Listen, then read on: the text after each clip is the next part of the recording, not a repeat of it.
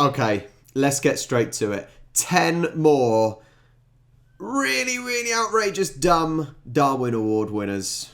Here at Top 10s, we've covered the Darwin Awards once before. Of course, one video is hardly enough to contain all of the world's Apparently stupidity. not. Now, in case this is the first time you've heard of it, the Darwin Awards are based on Charles Darwin's theory of evolution. In nature, there is the survival of the fittest, and this, of course, extends to the human race. I must say, it's not survival of the fittest, just so you know. It is doing enough to survive. Every year, folks on the internet gather a collection of incidents where people have died or made themselves infertile by doing incredibly stupid things. They are declared winners of a Darwin Award, guaranteeing that they will never pass on their genes to the next generation. And in the video today, we're looking at 10 more of the best. Number 10.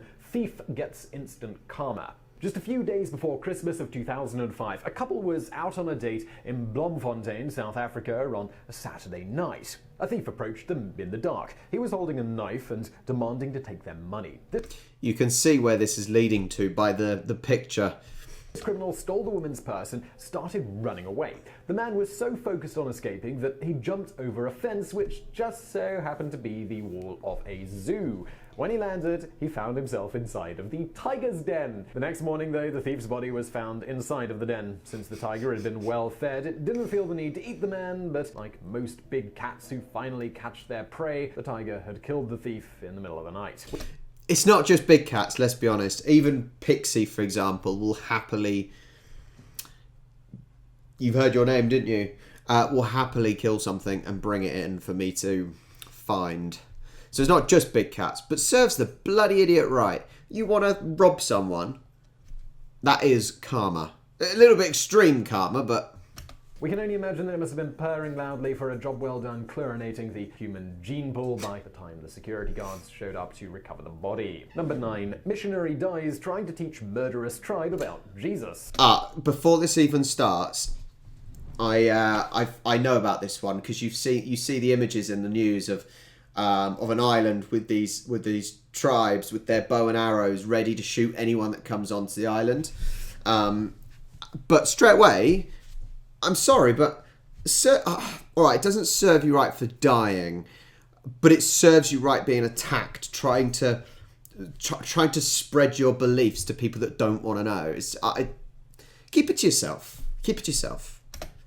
For hundreds of years, missionary groups have taken it upon themselves to bring Christianity to native populations, whether those populations wanted it or not. Even after all of this, there are still some untouched tribes that have miraculously survived with virtually zero interaction with the outside world, like the Sentinelese tribe on the Andaman Islands off the coast of India. The tribe has lived on that island for tens of thousands of years and was briefly colonized by Great Britain. Since then, the majority of their population was wiped out, and they're only believed to be about 50 or 150 people left alive. Once India gained its independence, the island was left alone so that the natives could live in peace. Tourists have been instructed that it is strictly forbidden to attempt to come into contact with this tribe because of the potential to infect them with diseases from the outside world.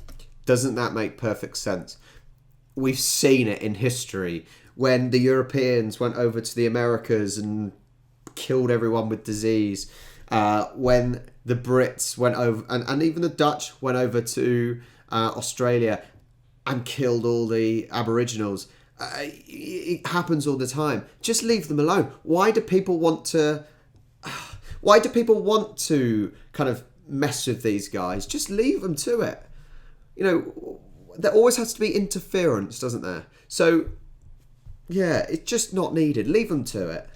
Even taking pictures from a boat is punishable with up to 3 years in prison.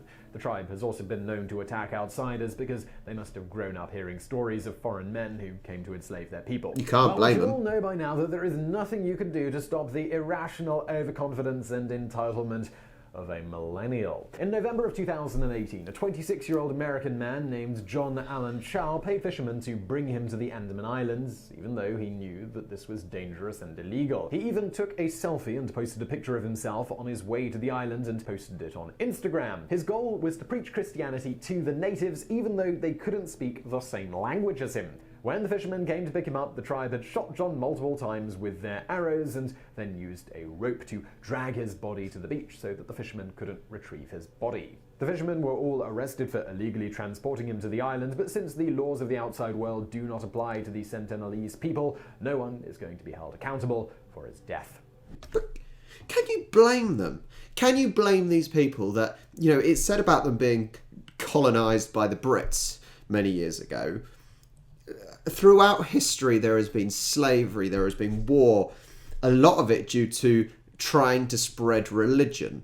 And things like that. So can you blame these people? They want to be left alone.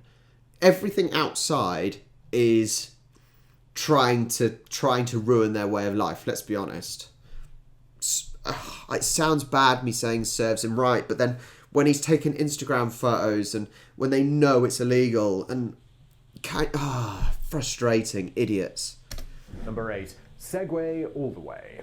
Remember Segways? When they were first invented, some people believed that they would be the way of the future. But today, the only people who seem to use the upright transportation devices are mall cops. When they first premiered, Segway claims that their cross-country model was going to revolutionize the way people explore the great outdoors, or just change the way they commute to work.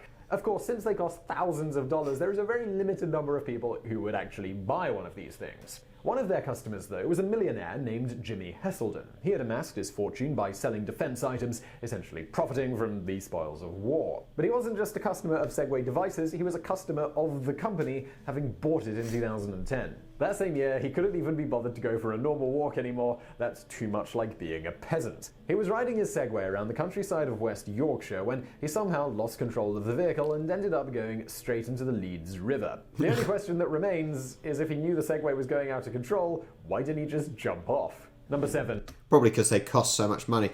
They are good fun though. Me and Charlie had a little ride on one before, and they are good fun. But I can certainly understand how easy they are to go out of control. They're meant to be self-balancing and things, but I'm not sure all the time. You can certainly hit a big bump and go flying possibly, or not be able to control it if you're not, I don't know what I'd say, if you're not used to it. But even then, this example, he was probably quite used to them. Man steals hot dog from vendor and loses his own. This next story is an example Surely of how someone not. doesn't have to die to get a Darwin Award, and also that the universe must enjoy a bit of irony. On Halloween 2017, a 19-year-old man named Tarian Pouncey held up a hot dog vendor in Chicago with a gun. He demanded that the vendor take all of the cash out of the cart and give it to him. Pouncey chose an awful time to rob the cook because he was in the middle of holding a pan of hot grease. He dropped the pan in order to reach for the money, and it ended up splashing boiling hot grease all over Pouncey. During this confusion, Pouncey accidentally set off the gun while it was pointed at his own, let's say, hot dog. During the commotion, the vendor was able to jump on Pouncey, and he was later caught by the police. He was rushed to the hospital, and while he is still alive, there's a very good chance he won't be able to ever have kids. Yeah. I don't know how good his sex life was before this incident, but it is probably not as good anymore. Number 6. Man dies while trying to steal wheels. It was a cold, dark December night in Pittsburgh, Pennsylvania in 2017 when a thief attempted to steal expensive tires off a van. In the darkness, he cut open a wire fence and rigged up the van on cinder blocks. Almost anyone would know that this is a terrible idea, but this man, he continued with the plan. That was, at least, until the van collapsed on top of him while he was laying underneath it. The next morning at 8:50 a.m., the police found the body of the unidentified man crushed under the van. Christ. Based on the tools and tires surrounding him, it was obvious what had happened, but the police were not able to figure out who he was. Why would he be under the van to take wheels off? Unless he... That picture showed the wheel was already off, so why was he under the van? When do you ever need to get under the van? I don't get that one. Number 5. The worst kind of New Year's resolution. On December the 31st, 2010, thousands of people were gathered for New Year's Eve in Moscow's Red Square, getting ready to count down for the beginning of 2011. A woman who was part of a terrorist group was strapped with a suicide belt bomb, and they were using a brand new cell phone as a detonator. Their plan was for the woman to walk into the middle of the crowd, hide the bomb, and then they were going to text the phone at midnight and set off the explosion. This would have killed hundreds of people, at the very least. On her way to Red Square, though, the cell phone company sent a generic Happy Holidays message to the new phone number. This set off the bomb early, making the unnamed woman the one and only victim. Oh man, that's brilliant. Were running away from the explosion. When they were caught, they were identified as being part of a radical Islamic group that was responsible for setting off a bomb in an airport just a few days prior.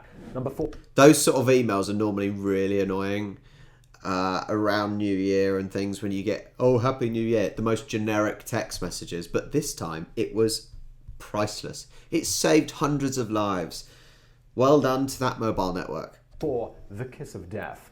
In 2017, a man named Anthony Powell was serving a life sentence in the Oregon State Penitentiary for killing his father-in-law by stabbing him to death. He was high on meth at the time, and clearly he hadn't learned his lesson. While he was in jail, he met a woman named Melissa Ann Blair online. She was a fellow drug addict who just so happened to have a thing for convicts. Healthy. When Blair visited Powell in the visitor's room, they exchanged a passionate kiss. Unbeknownst to the guards, Blair was passing 7 small balloons filled with meth into Powell's mouth.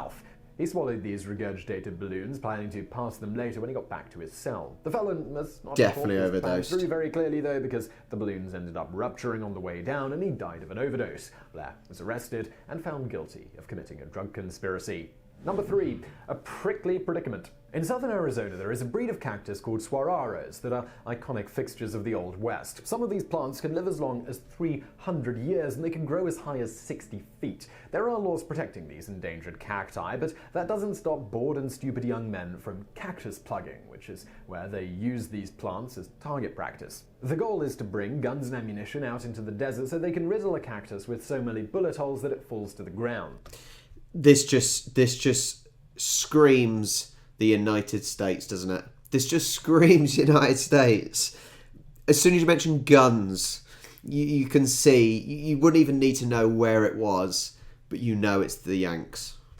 In 1982, a man called David Grunman was cactus plugging with his roommate, James Joseph Sikotsky. The two men were laughing and destroying these 100-year-old plants one by one. He must not have judged the distance of one of the extra-large plants, though, because the cactus came straight down. How big was it? And impaled his body with spikes, and he died almost instantly. Number 2. The danger zone. There is this stereotype that stockbrokers are high-strung and pumped up on a never-ending run of caffeine and adrenaline. This was especially true back in the 1980s and 1990s. One only has to watch The Wolf of Wall Street to learn that it was commonplace for stockbrokers to do lines of cocaine in their office in order to help keep them awake and motivated to keep trading. While we don't know the ins and outs of his personal life, Jack Sullivan was one of these successful brokers who made a killing working on Wall Street. After becoming a millionaire, he decided to retire in his 40s and moved to San Francisco with his wife. One Sunday morning in 1996, he woke up and went for a run at the Lincoln Park golf course. His wife said that he had a habit of carrying a tape recorder with him so that he could talk about all of his brilliant ideas when he went on a run. Unfortunately for Sullivan, he was a little too absorbed in himself instead of being aware of his surroundings. He ran full speed off a cliff known as Eagles Point Overlook and died at just 49 years old. How do you do that? Number 1. The sympathy. How? I love, you get those sort of warnings when you're on your phone playing like Pokemon Go, for example, or these AR, these AR games on your phone. Watch out for your surroundings. But where was he? Was he just looking at his device? I don't think I've ever gone for a run. Even if I was using my... Actually, I don't think I would ever use my phone other than for music. But I don't think I've ever gone for a run and not known where I was roughly going. I'm sure I would have noticed if there was a huge cliff. Madness. Vote. In 1979, a man named Nitaro was running for the Japanese House of Representatives. He was afraid that he wouldn't actually win the election, so he concocted a plan to gain sympathy from the voters and also make his competition look bad in the process. He wanted to pretend that he had been attacked by a gang of thugs. Without even pointing fingers, this would have begun a conspiracy theory that these men were hired by his competitors and sent to kill him. In order to make this a convincing story, he had to stab himself so that he would have some kind of proof that an attack actually happened. He decided to grab a huge kitchen knife and lunge it into his own leg. Unfortunately for him, he hit a major artery and died before election day. Oh. So I really hope you found that video interesting. What an absolute plank. So much stupidity, isn't there? I think the one that annoys me the most, obviously, is the religious bloke going onto the island. That makes me quite cross. I find the one with the lion or tiger, whichever one it was, that's just quite funny because serves him right. And why not? And then you got the one with the guy running. He's been taking all these drugs all these years, and he dies from running off a cliff. It's just absolutely mental. The stupidity on some people is laughable. Let's be honest, it's laughable. Anyway, which one of these did you think was maybe the stupidest death? What do you think was the funniest, maybe? Which one was the funniest? Anyway, thank you so much for watching. Have a good weekend if you're watching this at the weekend, which is the day that I'll be posting. And yeah, make sure you like and subscribe, and I will catch you next time.